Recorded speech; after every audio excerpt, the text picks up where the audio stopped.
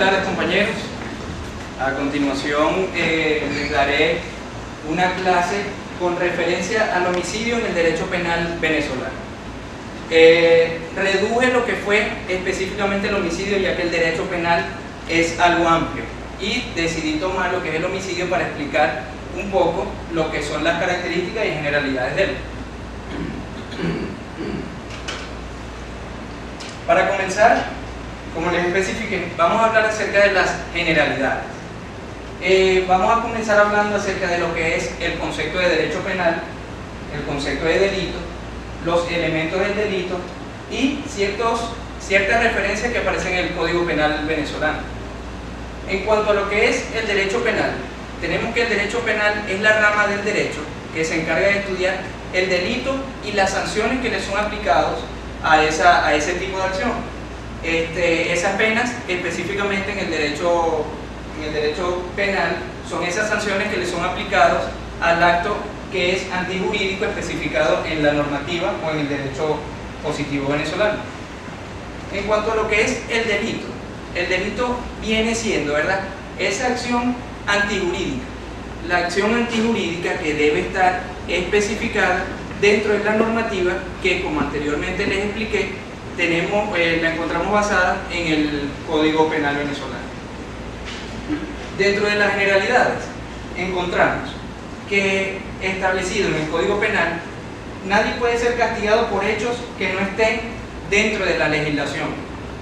De aquí reviste la importancia, que es algo por lo cual se hace importante el estudio del derecho penal, porque nosotros tenemos también conciencia, lo hemos estudiado anteriormente, lo que es valor, lo que es ética, sabemos lo que es bueno y lo que es malo, pero específicamente sabemos que está especificado como delito, sabemos cuál es la importancia del derecho penal, sabemos cuál es la importancia de conocer cuáles delitos están especificados dentro de nuestra legislación.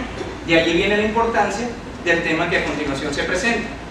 Y como les mencioné, todo esto está establecido en el artículo 1 del Código Penal, el cual me permito leérselo.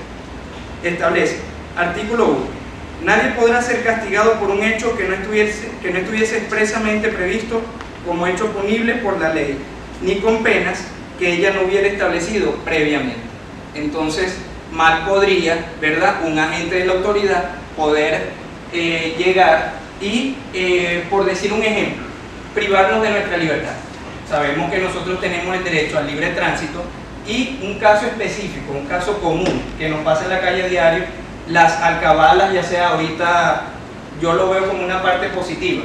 Ahorita las alcabalas son integrales, no están conformadas por una sola autoridad, sino que están conformadas por varias. Y ahí tenemos el conocimiento que pueden ser aplicados entre ellos mismos. Está bien que ellos detengan a la persona, le verifiquen que tenga su documentación, hasta allí.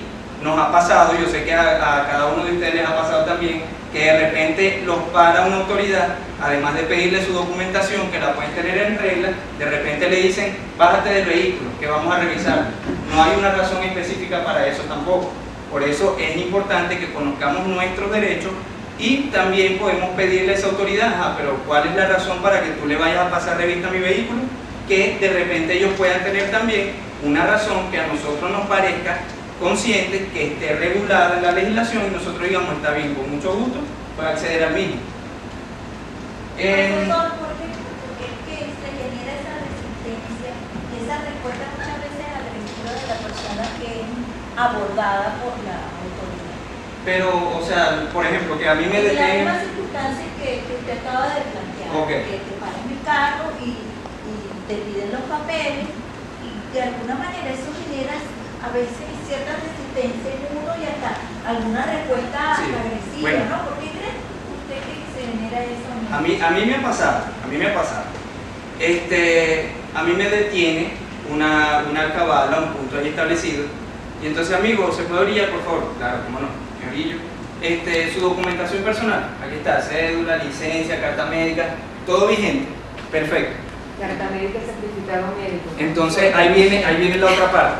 Está bien. Ahora, sí, tengo la carga.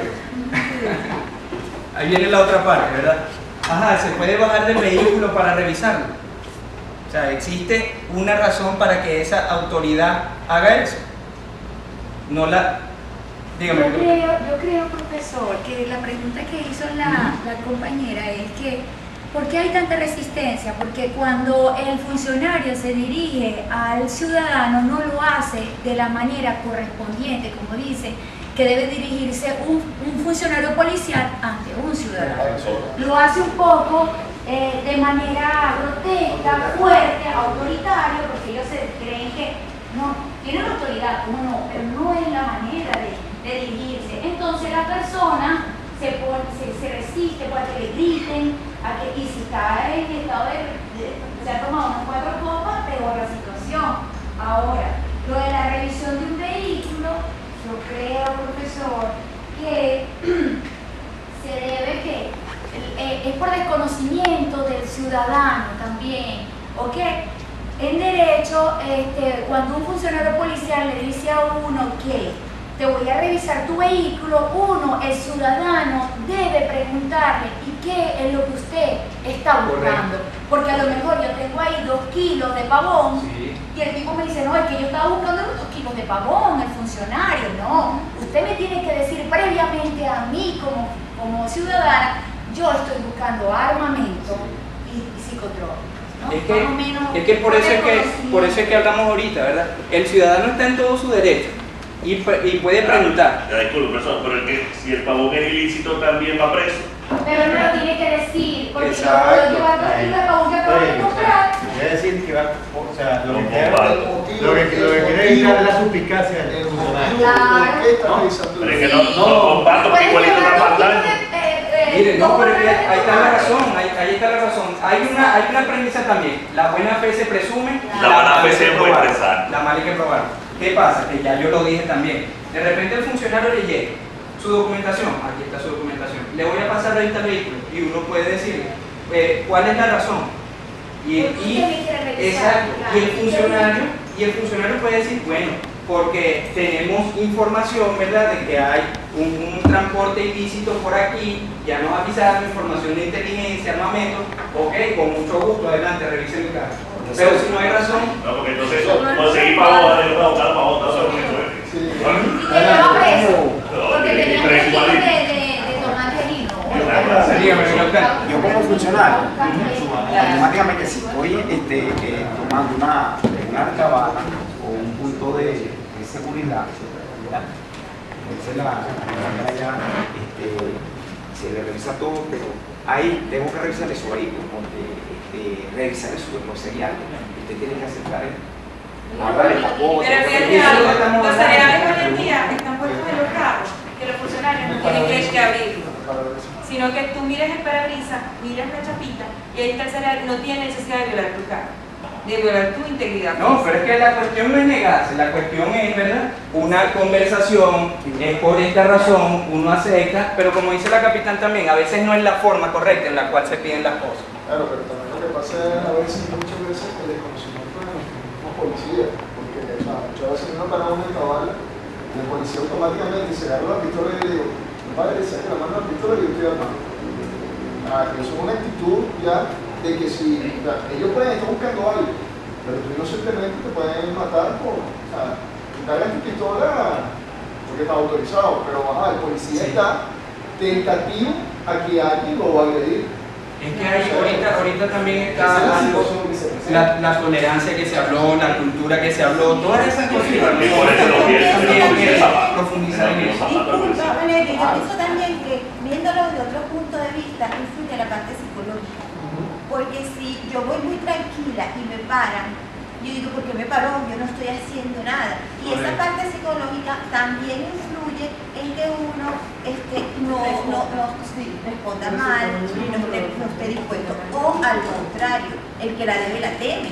También a lo mejor he hecho algo, aunque no es lo que ellos están buscando, pero entonces me pararon.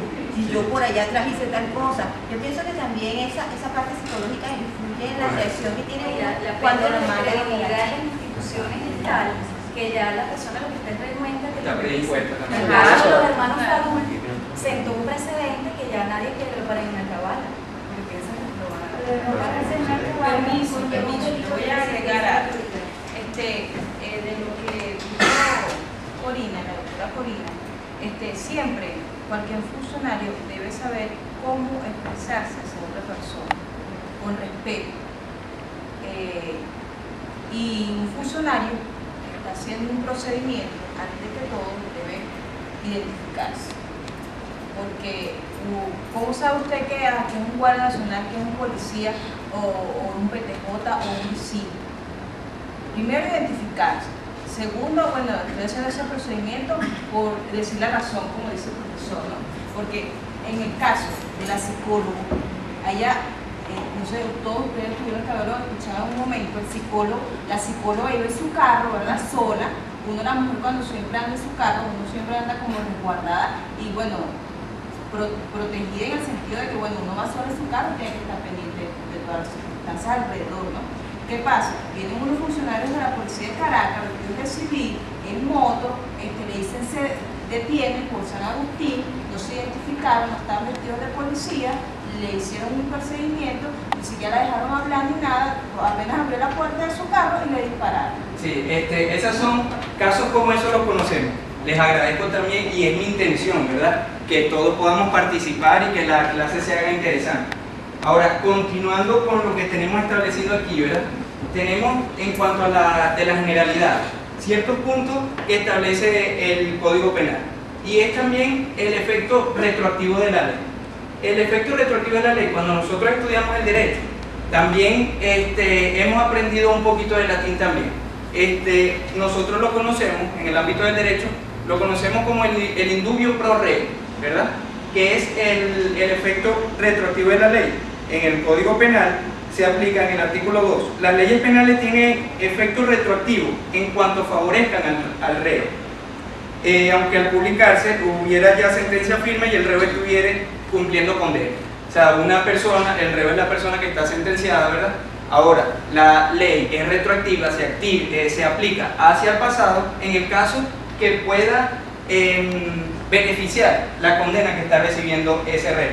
Muy importante también, la ignorancia de la ley no excusa de su cumplimiento.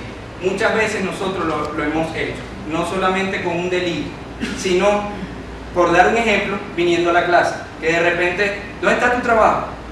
No, yo no sabía que había que entregar un trabajo, pero estaba establecido, estaba estipulado, estaba en el correo, tenías las maneras, tenías las vías, y entonces, ¿qué pasa? Volvemos a lo que nos dice el artículo, la ignorancia de la ley no excusa de su cumplimiento. Y la otra responsabilidad, la otra generalidad, ¿verdad?, que la responsabilidad civil en el derecho penal. Estamos hablando de derecho penal, pero el artículo 103 establece que toda persona responsable criminalmente de algún delito o falta lo es también civilmente. Esas son cosas que nosotros debemos tener en cuenta también, y es algo importante dentro del derecho penal. El Código Penal nos establece también las diversas especies del delito. Como les comenté, es un tema algo amplio, razón por la cual se establece en este caso únicamente una enunciación de los diferentes delitos que están establecidos dentro del Código Penal. Y llegando al punto que específicamente se estaba tratando, al tema que específicamente se está tratando en esta clase, que son dentro de los delitos contra la persona. Ahí encontramos establecido, entre otros, el homicidio, las lesiones personales, el aborto provocado, el abandono de niños o de otras personas incapaces de proveerse a sí mismos seguridad o a su salud, el abuso de la corrección o disciplina y de la sevicia en la familia, y de la difamación y de la injuria. Estos que están aquí son los delitos contra las personas. Y entramos al punto que es menester en esta clase, que es el homicidio. El homicidio lo encontramos estipulado en el artículo 408, si no me equivoco, del Código Penal, el 405 del Código Penal, y establece: el que intencionalmente haya dado muerte a alguna persona será penado con presidio de 12 a 18 años. Es lo que establece el Código Penal. Dentro del Código Penal y en la parte de lo que son los delitos contra la persona y el homicidio, es importante destacar que el homicidio también tiene su clasificación. Dentro del homicidio encontramos el homicidio culposo, el homicidio concausal y el homicidio preterintencional, que nosotros de repente decimos el homicidio es homicidio, homicidio es matar a una persona, pero debemos saber también que existe una clasificación. A veces no utilizamos de la manera más correcta el término culpa. La mayoría de las veces decimos somos culpables cuando decimos que alguien tuvo la intención de hacer algo, pero en el derecho penal se hace esa diferencia. Culpable es aquel que por omisión, imprudencia o negligencia causó alguna acción, ¿verdad? Y el dolo, lo que significa, es el que intencionalmente obró de alguna manera con el propósito de cometer un acto determinado. Ahí está la diferencia entre la culpa y el dolo. Por eso el homicidio también se clasifica en culposo, doloso, preterintencional y concausal. Dentro del concausal encontramos que este tipo de homicidio se da cuando existe o sea, no solamente la intención de la gente, da como consecuencia la muerte. Y hay casos muy específicos, ¿verdad? Y que son interesantes.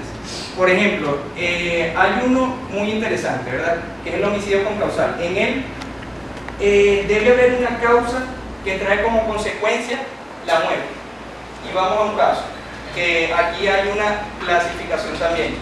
Una persona con ánimo de matar a otra, ¿verdad?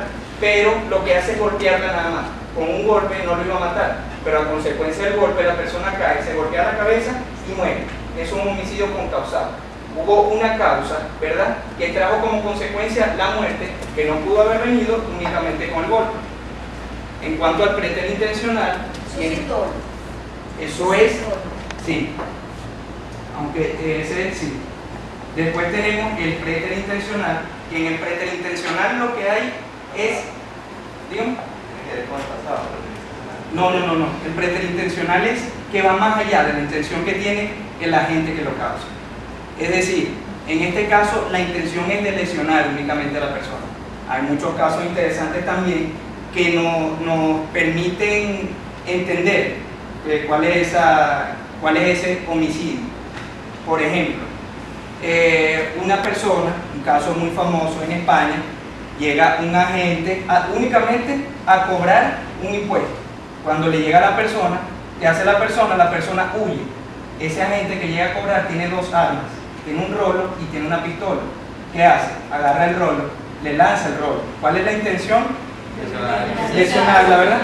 Entonces, ¿qué pasó? Le lanza el rolo también, lo golpea en la cabeza y lo mata. Ahí es muy importante, ¿verdad?, analizar cuál fue el instrumento que se utilizó. El análisis del instrumento permitió en ese caso darse cuenta que no había intención de matar. ¿Por qué? Porque si él hubiese tenido la intención de matar, agarra su pistola y le dispara. Y para finalizar, ya que el tiempo es corto también, el homicidio culposo, el cual lo podemos explicar como hicimos la diferenciación entre dolo y culpa. El homicidio culposo es el que se da a consecuencia de haber obrado con negligencia, impericia o imprudencia o inobservancia de las leyes. Ejemplo para explicar este homicidio: la persona que, sabiendo que debe ir a 30 km por hora en una urbanización, lo hace a más de 80 km, previendo que puede causar la muerte de una persona, lo hace, acelera, atropella a alguien, es un homicidio culposo. No tenía la intención de matar, pero inobservó las leyes y causó la muerte de una persona. Bueno, señores, por su atención, muchísimas gracias.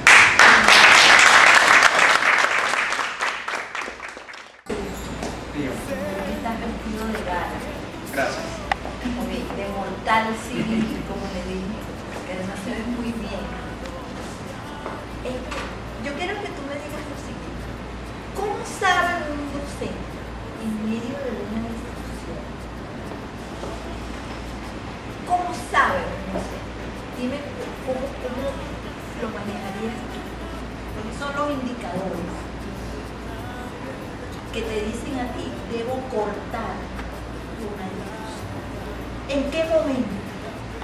Porque eso se intuye, se percibe. ¿Cómo crees tú Yo creo que hay un momento que tú sí, que le dices, bueno, comunicación y PNL también nos enseñó que debemos observar a todos los alumnos también. O sea, está bien, estamos dando clases, tenemos una asamblea Y igualito, yo estoy viendo la gente que está aquí, estoy viendo la gente que está allá, de repente hay alguien que dice ya como que está largo, me toca a mí, cualquier cosa. Eso uno está pendiente de eso, al igual que si están interesados, si no están interesados, y que de repente a uno se le está yendo también la clase. Es como una investigación, a veces se desvirtúa, estamos viendo algo, pero hay muchas cosas por ahí, no tenemos que centrarnos en lo que es. Razón por la cual uno busca la mejor manera también, la manera más diplomática de regresar otra vez a la clase y tratar de continuar. Excelente, acabas de dar una respuesta más vinculada con lo que aprendiste durante eso. Esa es la idea. Brillante respuesta, esa es la idea. Muy bien, excelente. Gracias, profesor.